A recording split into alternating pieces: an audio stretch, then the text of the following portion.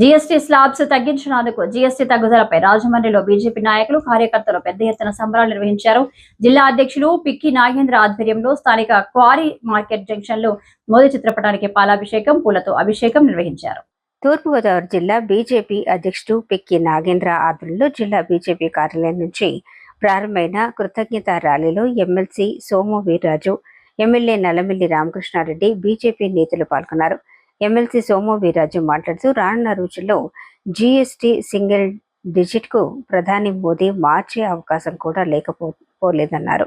నల్లమిల్లి మాట్లాడుతూ ఆగస్టు 15న ప్రధాని మోదీ ఇచ్చిన ప్రసంగంలో జీఎస్టీ స్లాబుల్లో సమూల మార్పులు చేస్తామని ప్రకటించి అమలు చేసి అన్ని వర్గాల ప్రజలపై జీఎస్టీ భారాన్ని తగ్గించారన్నారు. Zonal in charge Lakshmi Prasanna, state media ప్రతినిధి పెద్దిరెడ్డి రవికిరణ్, బొమ్మల దత్తు, రొంగల గోపి శ్రీనివాస్, భగవాన్, రేలంగి శ్రీదేవి, కోడూరు లక్ష్మీనారాయణ, అడపల రామకృష్ణ, నర్సిపల్లి హారిక, పరిమి రాధాకృష్ణ, మద్దిపాటి రజని, కూరగంటి సతీష్, యానాపు యేసు, కాలేపు సత్యం, సాయిరాం, పొన్నాల లక్ష్మి, సంతోషి, రవికిరణ్, వీరాంజనేయులు, బండి సత్యనారాయణ, మోహిని, రెడ్డం, తంగళ్ళ పద్మావతి, ఎర్ర నాగదేవి తదితరులు పాల్గొన్నారు.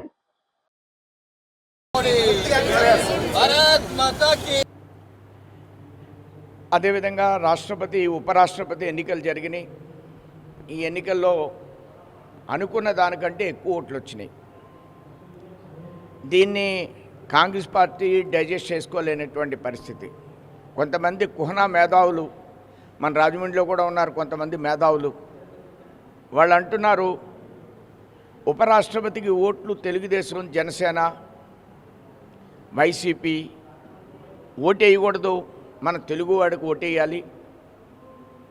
నక్సలైట్లు సమర్థించుతూ పేదవాళ్ళని, ఎవరైతే అడవిల్లో ఉన్నటువంటి సామాన్యుని చంపేటువంటి వ్యక్తుల్ని సమర్థించినటువంటి వ్యక్తికి ఓటేయాలి.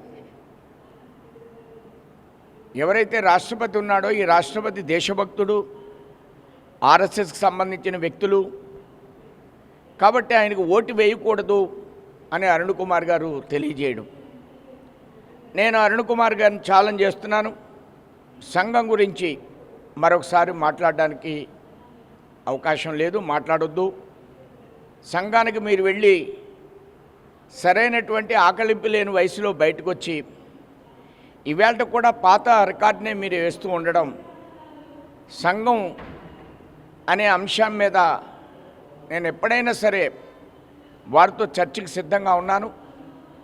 సంఘం విషయంలో ఈవేళ మన రాష్ట్ర కాంగ్రెస్ పార్టీ అధ్యక్షురాలు ఎందుకు ఓటేస్తున్నారని వాడు అన్నయ్య గారిని, తెలుగుదేశాన్ని, జనసేన కూడా నిలదీయడం జరిగింది.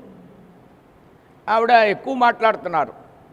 వాళ్ళ అన్నయ్య గారిని కొద్దిగా సంపద ఎక్కువ ఇచ్చేస్తే ఆవిడకి వాళ్ళ అన్నయ్యనే ఈవేళ పొగిడి ఉండేది.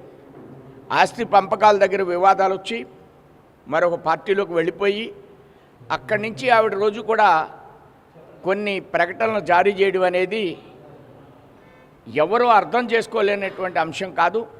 మీడియాలో స్థానం దక్కుతుందని అవాకులు చవాకులు పేలడానికి అవకాశం లేదు.